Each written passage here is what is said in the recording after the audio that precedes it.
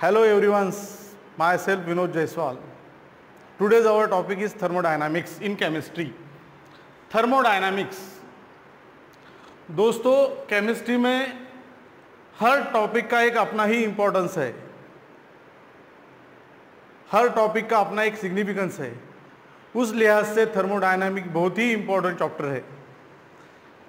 मैं आपको समझाता हूं। जैसे एक रिएक्शन है A plus B plus C give C plus D. ये रिएक्शन तीन प्रकार से स्टडी की जाती है। आप कह रहे होंगे सर इसमें क्या है, सिंपल तो रिएक्शन है A plus B give C plus D.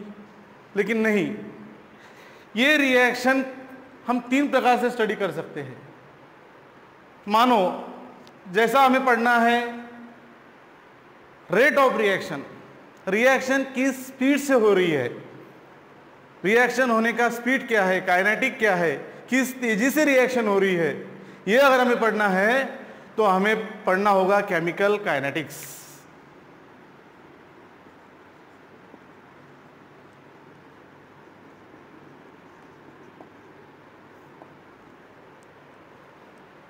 यही रिएक्शन किस प्रमाण में हो रही है, कितना रिएक्टेंट कितने प्रोडक्ट में कन्वर्ट होता है, एक्सटेंट ऑफ रिएक्शन क्या है, किस अमाउंट का रिएक्टेंट कितने अमाउंट के प्रोडक्ट में कन्वर्ट होता है, यही अगर हमें पढ़ना है इसी रिएक्शन के लिए तो वो होगा इक्विलिब्रियम और केमिकल इक्विलिब्रियम।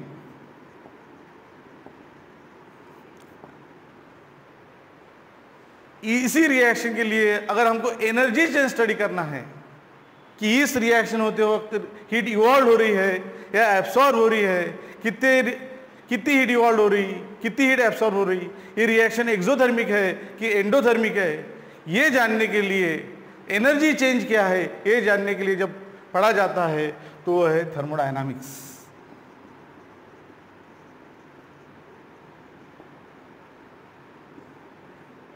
देखा दोस्तों, रिएक्शन एक ही है लेकिन उस तीन प्रकार कैसे पढ़े अपन ने। अगर हमको इस रिएक्शन का रेट ऑफ रिएक्शन पढ़ना है तो उसमें आएगा chemical kinetics. Extent of reaction पढ़ना है तो चैप्टर होगा केमिकल इक्विलिब्रियम। और इस रिएक्शन का अगर हमको एनर्जी चेंज स्टडी करना है तो चैप्टर का नाम रहेगा थर्मोडायनामिक्स। इस प्रकार केमिस्ट्री के हर चैप्टर का एक अपना अलग इंपॉर्टेंट है, वो अपनों केमिकल चेंज और केमिकल प्रोसेस के बारे में डिटेल बताता है। आज का अपना टॉपिक है थर्मोडायनामिक्स। तो आप समझ ही गए होंगे थर्मोडायनामिक्स मतलब इस रिएक्शन का हमको रेट ऑफ रिएक्शन पढ़ना है क्या, नहीं। एक्सटेंट ऑफ रिएक्शन पढ़ना है क्या, नहीं। तो हमें पढ़ना है चेंज इन एनर्जी। अब चेंज इन एनर्जी का मतलब क्या है, देखिए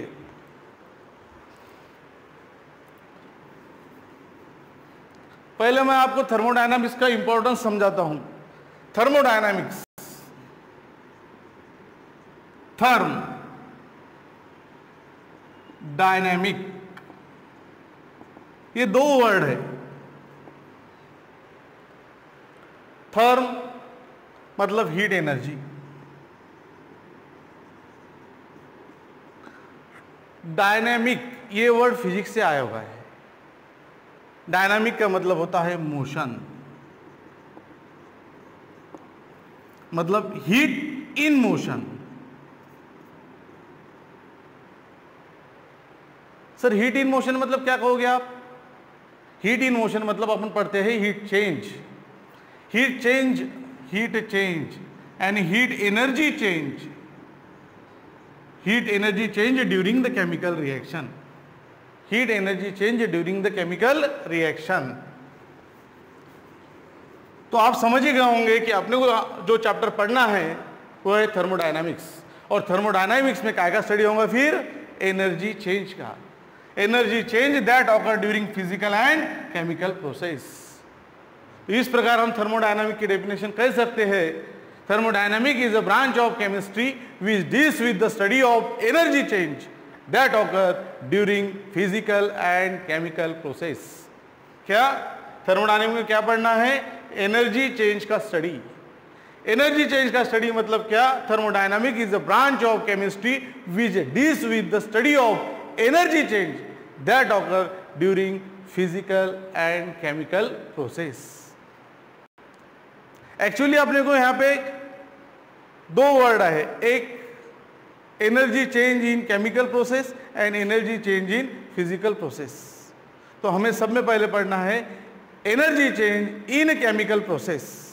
energy change in chemical process मतलब during the reaction some amount of heat is evolve, some amount of heat is absorb. In exothermic reaction amount of heat evolve, in endothermic reaction amount of heat absorb. तो reaction होते वक्त total change energy का कितना हुआ वो हमें पढ़ना है ड्यूरिंग द केमिकल रिएक्शन। तो आपको क्लियर हो चुका है कि थर्मोडायनामिक में हमको पढ़ना है, एक्चुअली हमको थर्मोडायनामिक नहीं तो केमिकल थर्मोडायनामिक पढ़ना है। थर्मोडायनामिक्स की डेफिनेशन बताते वक्त मैंने बताया आपको कि thermodynamic is a branch of chemistry which deals with the study of energy change during physical and chemical process. और केमिकल थर्मोडायनामिक पढ़ना है तो chemical thermodynamic is a branch of thermodynamics which deals with the study of energy change that occur during chemical process. Okay, only chemical process. अब हम तो ये समझ गए कि थर्मोडायनामिक में एनर्जी चेंज का स्टडी करना है, पर एनर्जी चेंज का स्टडी करते वक्त हमें पहले ये मालूम होना चाहिए कि एनर्जी मतलब क्या। एनर्जी का मतलब है capacity of body to do the work और capacity of body to perform the work. किसी भी सिस्टम की, किसी भी बॉडी की जो कार्य करने की क्षमता है उसे हम एनर्जी कहते हैं। एनर्जी ये वर्ड अपन 8th क्लास से पढ़ते आ रहे हैं, लेकिन इसका प्रॉपर मीनिंग आपको उसमें समझाता हूं कि कोई भी काम करने की जो क्षमता है अपनी उसे कहते हैं energy. Energy is a capacity of body to do the work और capacity of body to perform the work. अब एनर्जी तो हम समझ गए, capacity of body to do the work और capacity of body to perform the work. लेकिन energy अलग अलग तरह की होती है। There are different kinds of energy. For example light energy, sound energy, heat energy, solar energy, mechanical energy, potential energy, kinetic energy. फिर energy change का study हमको कौन से फॉर्म में करना है, क्योंकि हमने तो थर्मोडायनामिक में एनर्जी चेंज का स्टडी करना है, कौन से फॉर्म में। तो ये जो डिफरेंट काइंड ऑफ एनर्जी है ये इंटर कन्वर्सेबल है। One kind of energy is converted into another kind of energy.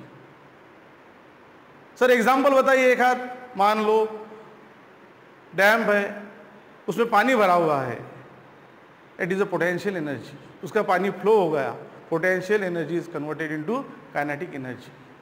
फिलहाल रामायण महाभारत चल रहा है, आपने धनुष्य देखा होगा, जब वो खींचा जाता है it stored a potential energy, और जब वो छोड़ा जाता है it is a converted into kinetic energy. That means these energies are interconvertible. Potential energy is converted into kinetic energy. Similarly, the number of energy is converted into one kind into the another kind. But all these energies is converted into finally heat energy or thermal energy. So study of energy change done in the form of heat energy or thermal energy, that is thermodynamics. जितनी भी प्रकार के energy है inter कन्वर्सेबल होने के बावजूद ये सब एनर्जी हीट एनर्जी में कन्वर्ट हो सकते हैं। इस वजह से हमको पढ़ना है energy change in the form of heat. इसीलिए इस चैप्टर का नाम है थर्मोडायनामिक्स। थर्म मतलब हीट एनर्जी, डायनामिक का मतलब होता है मोशन, लेकिन हम उसको पकड़ रहे हैं चेंज, म्हणजे हीट एनर्जी चेंज और heat energy change during the chemical reaction, that is a chemical thermodynamics. Okay, अब इस केमिकल थर्मोडायनामिक्स में दो इंपॉर्टेंट पार्ट आते हैं जो अब पूरे चैप्टर भर वही वर्ड आपको सुनाई देंगे, सिस्टम, सराउंडिंग, और उसका कॉम्बिनेशन है यूनिवर्स। देखो यहाँ पे लिखा है मैंने, ये जो सिस्टम है ये सराउंडिंग है और इसका एडिशन किया तो क्या तैयार हुआ, यूनिवर्स। अब सर ये है क्या, सिस्टम क्या है, सराउंडिंग क्या है और यूनिवर्स क्या है? तो देखो फिर से समझ लो, सब में इंपॉर्टेंट है सिस्टम। सिस्टम का डेफिनेशन ऐसा कहा गया है, the part of universe which is under thermodynamic study और under thermodynamic observation is called as system. म्हणजे जिस चीज का हम एनर्जी चेंज स्टडी करने वाले हैं, एनर्जी चेंज का ऑब्जर्वेशन करने वाले हैं, जो हमारे रिलेटेड टू स्टडी है वो है सिस्टम। जिसको हम ऑब्जर्व करने वाले हैं वो हमारे लिए है सिस्टम, और बाकी उसके साथ का पार्ट है सराउंडिंग। मानो आप बैठे हैं, आप मेरे लिए आप सिस्टम है, बाकी जो भी पार्ट है यहाँ पे वो सराउंडिंग है। उसी प्रकार केमिकल रिएक्शन में जिसका एनर्जी चेंज स्टडी किया जाता है वो सिस्टम होती है, और उसके साथ का जो पार्ट होता है वो सराउंडिंग होती है, और सिस्टम प्लस सराउंडिंग इसका कॉम्बिनेशन जो बताया है उसे कहते हैं यूनिवर्स। आपको एक एग्जांपल बताता हूं मैं। हम कहते हैं चाय गर्म है, चाय गर्म है, चाय ठंडी होगी, मतलब हम जो बात कर रहे हैं वो चाय के बारे में कर रहे हैं। चाय गर्म है मतलब उसकी हीट एनर्जी ज़्यादा है, चाय ठंडी है इसका मतलब उसकी हीट एनर्जी कम होने वाली है। हम चाय के ही बारे में बात करते हैं। चाय में जो ग्लास है, जिस ग्लास में चाय है उस ग्लास के बारे में हम बात नहीं कर रहे। मतलब अब चाय ठंडी होने वाली है, चाय गर्म होने वाली है, मतलब एनर्जी चेंज किसका होने वाला है? चाय का। तो हमारे लिए सिस्टम क्या हुई? चाय, और वो ग्लास क्या हुआ? सराउंडिंग, और उसका कॉम्बिनेशन क्या हुआ? यूनिवर्स। समझ रहे हो सर? ठीक से समझाओ। Okay. Chemical in a beaker, जो केमिकल है वो उसकी हीट इवॉल्व होगी, एब्सॉर्ब होगी during the chemical reaction, it is called chemical. It is called, this chemical is called as system, and a glass beaker is called as surrounding, or system plus surrounding it is called as universe. मान लो gas in a container, तो system क्या हुआ? Gas, और container क्या हुआ? Surrounding, और दोनों का मिलाप क्या हुआ? यूनिवर्स। समझ रहे हो? जो पार्ट का एनर्जी चेंज स्टडी किया जाता है उसे सिस्टम कहते हैं, और उसके साथ का जो पार्ट है उसे कहते हैं सराउंडिंग, और सिस्टम प्लस सराउंडिंग को कहते हैं यूनिवर्स। अब वो सिस्टम और सराउंडिंग ये को रिलेटेड होती है। कई सिस्टम ऐसी है जिससे हीट सराउंडिंग से सिस्टम को जाती है, सिस्टम से सराउंडिंग को जाती है, सराउंडिंग से सिस्टम को जाती है। ये सिस्टम क्या होती है ये आगे डिटेल है अपने को। पहले हम ये समझ लें कि सिस्टम मतलब part of universe under thermodynamic study, remaining part of universe is called as surrounding. Okay. अब ये सिस्टम और सराउंडिंग को सेपरेट करने के लिए एक लाइन होती है, इसे कहते हैं हम बाउंड्री लाइन। ये बाउंड्री लाइन बहुत बार रियल होती है, बहुत बार इमेजिनरी होती है। सिस्टम और सराउंडिंग इसका कॉम्बिनेशन है यूनिवर्स, और सिस्टम और सराउंडिंग को सेपरेट करने के लिए the line it is imaginary or actual or real, this is called as boundary line. मान लो chemical in a beaker, chemical is a system, beaker is a surrounding, and the wall of beaker is a boundary line. Okay, आप system समझ गए, surrounding समझ गए, system plus surrounding मतलब universe हो गया। उसके बाद है टाइप ऑफ सिस्टम। दोस्तों तीन प्रकार की सिस्टम यहाँ पे बताई गई है, open system, close system and isolated system. तो open system, close system and isolated system आपको समझाता हूं। Open system, close system, open system, close system, और तीसरी है isolated system. Isolated system. Open system, close system और आइसोलेटेड सिस्टम में क्या अंतर है देखिए आप। मानो एग्जांपल बताता हूं मैं, hot water in open vessel, hot water in open vessel. एक वेसल में अपन ने हॉट वाटर ले लिया, सर ये क्या है? अरे हीट दिख रही है ना भाई, मैटर है वो। This water is converted into vapours. अब ये है वाटर और ये है वाटर वेपर्स।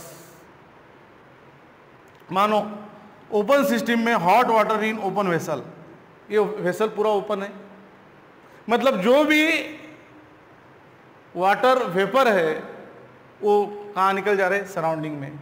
मतलब यहाँ पे क्या एक्सचेंज हो रहा है? मैटर। किसके साथ? सराउंडिंग के साथ। कुछ समय के बाद में इसकी एनर्जी भी कम हो जाएगी, ये वाटर ठंडा हो जाएगा, मतलब एनर्जी यानी मैटर दोनों भी एक्सचेंज हो रहे हैं। जिसमें एनर्जी और मैटर दोनों भी एक्सचेंज होते हैं सराउंडिंग के साथ, उस सिस्टम को कहते हैं ओपन सिस्टम। ओके। मतलब ओपन सिस्टम की डेफिनेशन बतानी है तो the system in which energy and matter both exchange with surrounding is called as open system. इसका एग्जांपल है hot water in open vessel. Sir फिर क्लोज सिस्टम क्या है? क्लोज सिस्टम, अब यही एग्जांपल हम बदल लेते हैं, hot water in close vessel. Hot water in close vessel, hot water लिया,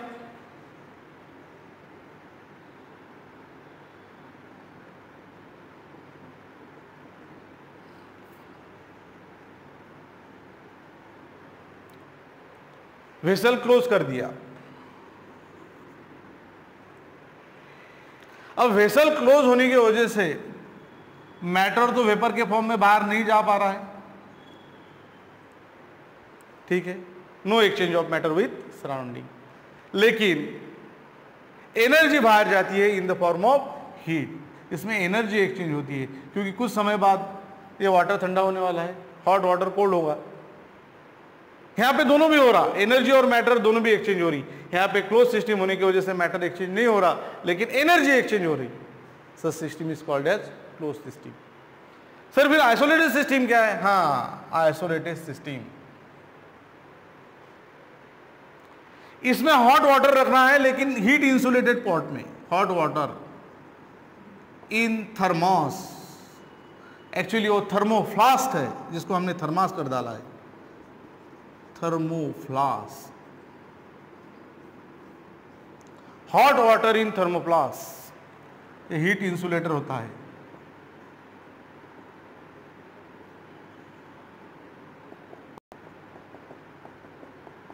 ना इससे मैटर बाहर जा पाता है ना एनर्जी, एनर्जी और मैटर दोनों भी जिसमें एक्सचेंज नहीं होता है उसे कहते हैं isolated system. The system which exchange both energy and matter with is surrounding is called open system. The system which exchange both energy and matter with the surrounding is called open system. The system which exchange only matter but not only energy but not matter with the surrounding is called as closed system. The system which cannot exchange both energy and matter with the surrounding is called as isolated system. मतलब open system में surrounding के साथ system क्या exchange करेगी? Both energy और matter. Close system में क्या exchange करेगी? Only energy not matter. Isolated system में क्या एक्सचेंज करेंगी? Neither energy nor matter. इस प्रकार सिस्टम के तीन टाइप बताए गए हैं, open system, close system and isolated system. इसके बाद सिस्टम फिर से दो पार्ट में क्लासिफाई की गई है, एक है होमोजीनियस सिस्टम, दूसरी है हेट्रोजीनियस सिस्टम। अब होमोजीनियस सिस्टम और हेट्रोजीनियस सिस्टम क्या है? होमोजीनियस सिस्टम, होमोजीनियस सिस्टम, होमो का मतलब होता है सेम और इक्वल और यूनिफॉर्म, जिसमें दो सब्सटेंस मिक्स होने के बाद में एक ही फेज दिखती है, उसे कहते हैं होमोजीनियस सिस्टम। इसका एग्जांपल है mixture of any two miscible liquid, mixture of two miscible liquid मतलब milk in water, it is example of homogeneous system. Homogeneous की सिस्टम की डेफिनेशन होती है the system which is uniform throughout and consist of only one phase is called as homogeneous system. The system which is uniform throughout and consists of only one phase is called as homogeneous system. Example, milk in water. इसका और एक example है air, mixture of gases, ठीक है। Heterogeneous system, the system which is not uniform throughout and consist of more than one phase. The system which is not uniform through out and consist of more than one phase is called as heterogeneous system. इसका example है mixture of to immiscible liquid. Immiscible liquid कौन से होंगे? हाँ, oil and water, oil and water, ये क्या है? Heterogeneous system, ठीक है। इसके बाद में अगला टॉपिक है thermodynamic properties, extensive property and intensive property. ये हम नेक्स्ट स्लाइड में पढ़ेंगे। Thank you.